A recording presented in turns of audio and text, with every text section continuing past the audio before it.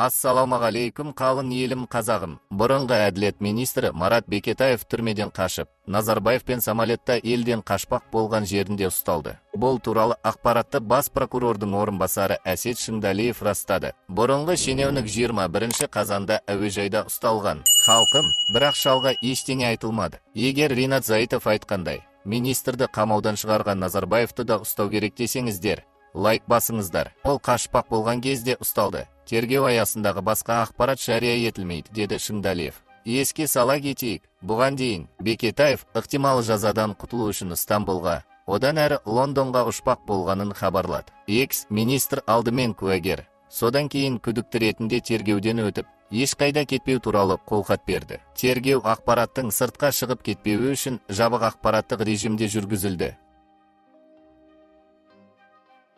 Бір белдеу бір жол кімдер не өтті?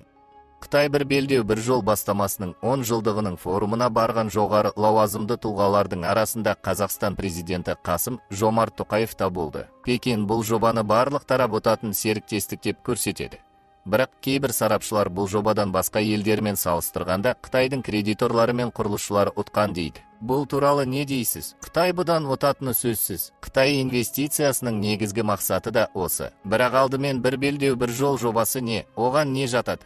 Содан бастасақ, Қытай 2013 жылдан бері кез келген елге салып жатқан қаржыны бір белдеу бір жолдың инвестициясы деуге бола ма? Бәлкім, әртүрлі мәліметтер базасы бір белдеу бір жолдың инвестициясына әрқилы анықтама беріп қолданатын шығар. Мысалы, сыртқы істер жөніндегі кеңес ақш-тағы зерттеу институты бір белдеу бір жолдың өлшемі ретінде Қытай импортын тікелей инвестициясы мен мемлекеттердің сыртқы қарызды есепке алып, инвестицияның қатысушы елдің экономикасына қалай әсер еткенін анықтады. Бастаманың өлшемі ретінде Қытай импортын есепке алсаңыз, онда Қытай импорты артты, оған Пекин мүдделі деген жауап аласыз. Дегенмен Қытайға экспорт деген өлшемді алсаңыз, онда қандай да бір тұжырым айту қиындай түседі. Яғни, сіздің сұрағыңызға жауап жоқ.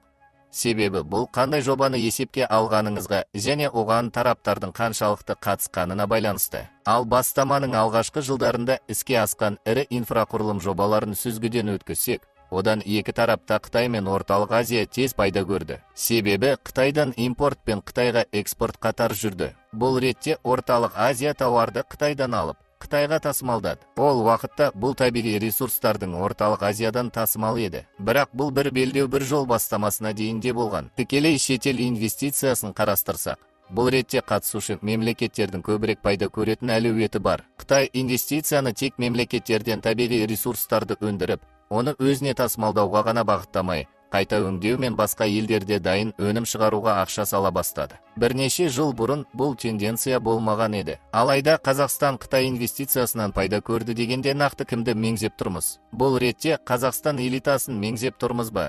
Әлде адамдарды ма? Әлбетте, элита Қытаймен серіктестіктен ұтқаны рас. Мен көбіне адамдарды қандай пайда көргенін зерттеймін. Қытай инвестициялары жұмыс күші, қоршаған орта мен қауымдастыққа қолайсыз жағдай тудырғанын жазған дүниелер көп. Сондықтан, мұндай үлкен жобаға келгенде, сұрағыңызға кесімді жауап беру қиын. Қытайдың аймақта белсенділігі өсіп жатыр деген алаңдаушылық бар. Сіздің ойыңызша, ол артты ма? Қытайдың аймақтағы белсенділігі күшейді дегенге күмән жоқ. Ол әсіресе Қырғызстан мен Тәжікстанда байқалды. Өзбекстанда Қытай ықпалы Шавкат Мирзиев билікке келгелі күшейді. Қытай Қазақстанның энергетика саласында бұрында ықпалды ойыншы еді. Ол Түркіменстан мен Өзбекстанның энергетика секторында да белсенді болған. Бір белдеу бір жол жобасы іске қосылғалы 10 жыл өткен соң не өзгерді десеңіз, Қытай алуан түрлі секторларға кіріп қатыса бастады. Ал бұрын Қытай мен Орталық Азияның экономикалық серіктестігі негізінен энергетика, инфрақұрылым мен сауда саласында ғана болған. Ал қазір Қазақстанды алып қарасақ,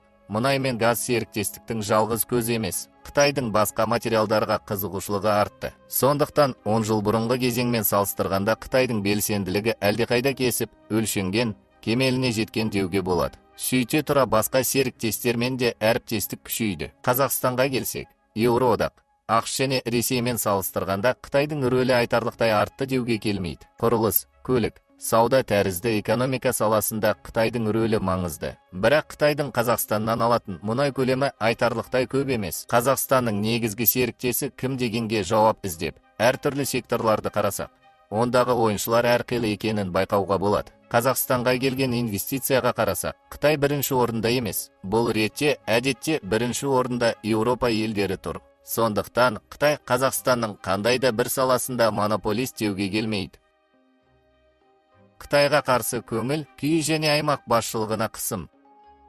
Сарапшылар кейінгі 10 жылда Қытай Қазақстанның табиғи ресурстарын иемдене түсті деп есептейді. Орталық Азия елдері шикізатшылауы немесе Қытайдың өндіріс орындары орналасқан аумақ дегенге мойынсұнды ма? Меніңше, Орталық Азия елдері бұл рөлді ендігәрі қаламайды.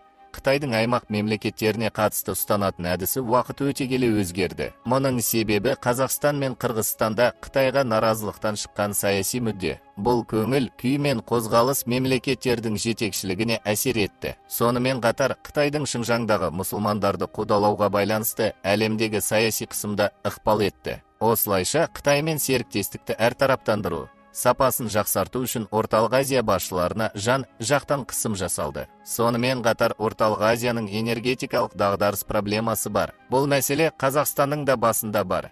Бірақ Өзбекстанмен салыстырғанда оған басқа себеп түрткі. Өзбекстан газ тапшылығын тартты. Елдің Қытаймен газ келісім шарты бар. Бұл жайт қыстағы энергетикалық дағдарыстың басты себебі болды. Демек, Қытаймен серіктестікті әртараптандыру елдің қалауы ғана емес, қажеттілік. Себебі Өзбекстан жақын болашақта энергетика саласындағы саудаға басымдық бере алмайды. Өзбекстан Қытайға газ сатуды тоқтатуды жоспарлап отыр. Бұл ретте Түркіменстандағы ахуал бөлек екені рас. Түркіменстан әлі де Қытаймен қарым-қатынаста газға басымдық береді. Қазақстанға келсек, елдегі ресурстар көлемі мүлде басқа. Бірақ елдің басшылығына Қытаймен қарым-қатынасты әртараптандыруына саяси қысым әсер етті деп білемін. Ел билігінің мәліметінше, Қытайдың Еуропаға құрлық арқылы транзит тасымалының 85% Қазақстан аумағымен өтеді. Ал Қазақстан мұнайының 80% Еуропаға Ресей арқылы экспортталады. Ресей былтыр өз аумағымен тасымалданатын қазақ мұнайының экспортына бірнеше мәрте шектеу қойған соң, Астана мұнай экспортын әртараптандыруға тырысып жатыр.